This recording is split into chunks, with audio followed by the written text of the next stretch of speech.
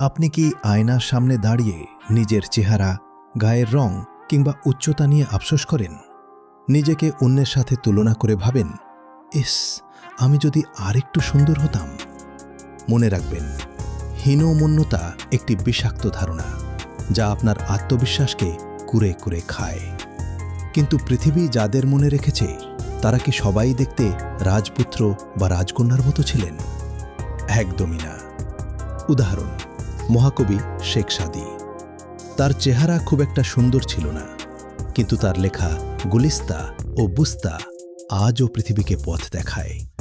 লতা মঙ্গেশকর, যাকে একসময় বলা হয়েছিল তার কণ্ঠ খুব চিকন, তিনি দেখতে সাধারণ।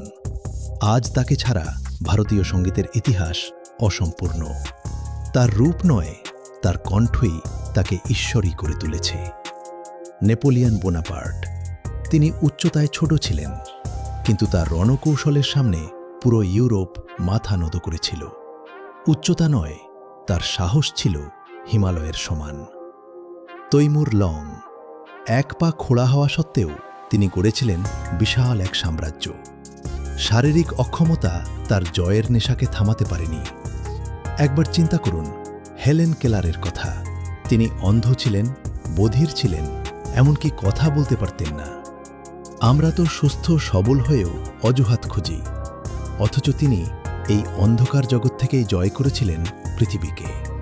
তিনি প্রমাণ করেছেন, দেখার জন্য চোখের প্রয়োজন হয় না, দেখার জন্য মনের আলোই যথেষ্ট।